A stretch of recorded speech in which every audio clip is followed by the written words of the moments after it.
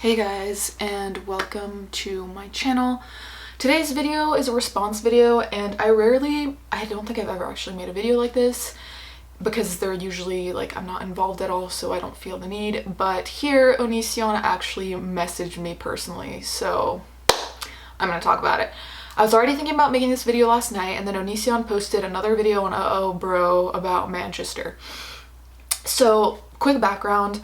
I discovered ONISION about like a month and a half ago, and I initially liked him and thought he was honest and, you know, like he has a similar sense of humor to mine, so I decided to become a $1 patron, okay?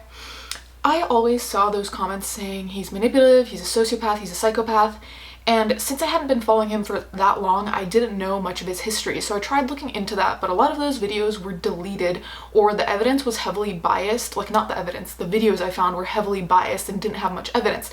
So I said, I'm gonna give him the benefit of the doubt, okay? So that's what I did. And then the Manchester videos came up, and I just was not with it at all. Andy Worski made a video about the first one, and I completely agree with everything that was said, so I'll link that below if I can remember. So anyways, I take away my patronship, okay? Then I get a message, and I'm gonna look for it live right now just so I can show you. I get a message from ONISION, like all nice and stuff, being like, hey, like I saw that you took away your pledge, like let me know if I did something wrong. So I decided to be honest and tell him why, okay? So let me just show you. Okay, so it says, hey GC, if I did something wrong to lose your pledge, please let me know, okay? Thanks for being a patron as long as you were. And I said, yeah, I had just repledged because I got that new card, and then I saw your selective sympathy video. Honestly, I don't mind having differing opinions with YouTube personalities, but this one really hit me as morally wrong, at least in my point of view. I'm always willing to give chances and think about people's perspectives, but in this case, when it involves death of children, I can't ignore that. I saw your point about cancer and all. The difference is that cancer chooses indiscriminately who it will fall upon, and that's a tragedy. But when a human chooses to make a nail bomb and purposely kill and hurt mostly kids, that's different. People tweet that because it's rare and it's a human who chose to do it. Anyways, I won't bother you any further. So I think I was relatively, polite. This is the response I got, and my mouth fell open when I saw this. You are so full of crap. A bunch of toddlers died today and you don't care about them. This isn't about human lives, this is about your feelings. I'm glad you're not a patron anymore if you're going to try and punish me for stating how biased people are and how little they care for people, like the toddlers who died today. Good riddance, bye. So that's what was said. Okay. In today's video, ONISION, I'm going to talk as if you're watching, even if you're probably never going to watch. You were boo-hooing about how people don't acknowledge every single death. And realistically, it would be impossible to acknowledge every single death. Is the media biased? Do they specifically report one thing over another? Yes, we all know this. No one is saying anything contrary. However, does like saying your prayers or whatever it is you want to send to Manchester bad? Does that take away from any other tragedy? No, okay? And I feel like you would be pissed if people didn't mention Manchester, so I feel like it's a lose-lose. You mention it and you're, a stupid person who only cares about certain tragedies. You don't mention it, you're a terrible person too. So I feel like there's no winning here. But the fact that people are talking about Manchester is because people died. Did toddlers die? Yes. There have been a bunch of things that have happened, and people try to acknowledge the most they can, but you also can't expect every single person to talk about every single thing. Ironically, I'm one of those people who doesn't use Twitter, and I didn't post about Manchester anywhere, for the simple reason that I'm a private person and I don't really like divulging my feelings about those kinds of things, and that's my personal choice, and I'm allowed to do that. So first of all, you don't know what I care about, saying that I don't care about the toddlers. What do you know? Like, have we met? No. And in your video, you were complaining that you lost patrons because of your opinion. Like me. I was a patron and you lost me because of your opinion.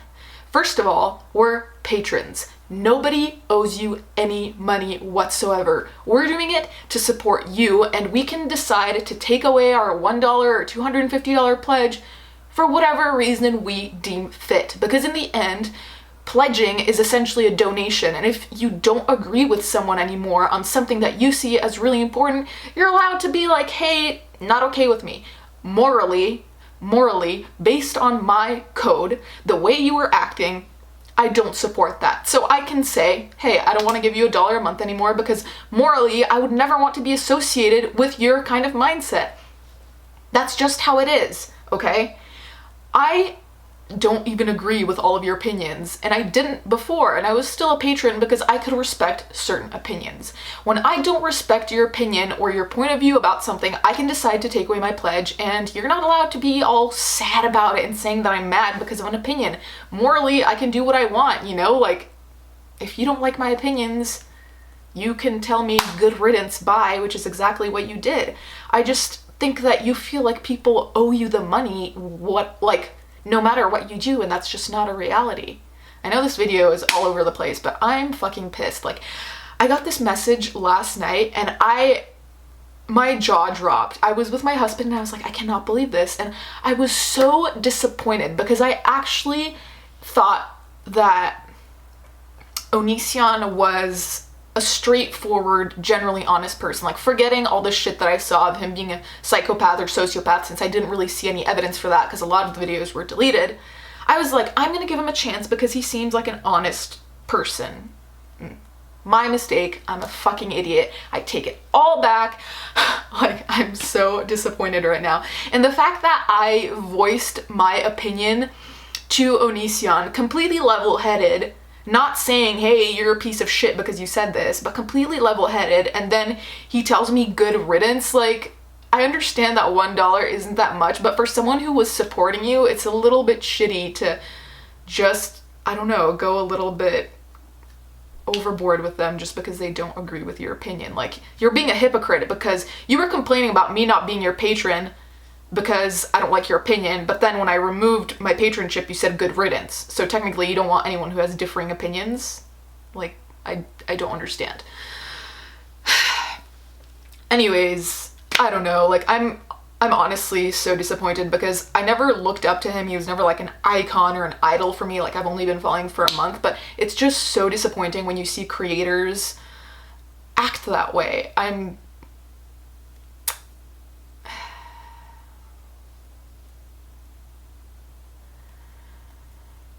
Anyhow, I'm just gonna wrap this up because I don't want this to be a really long video.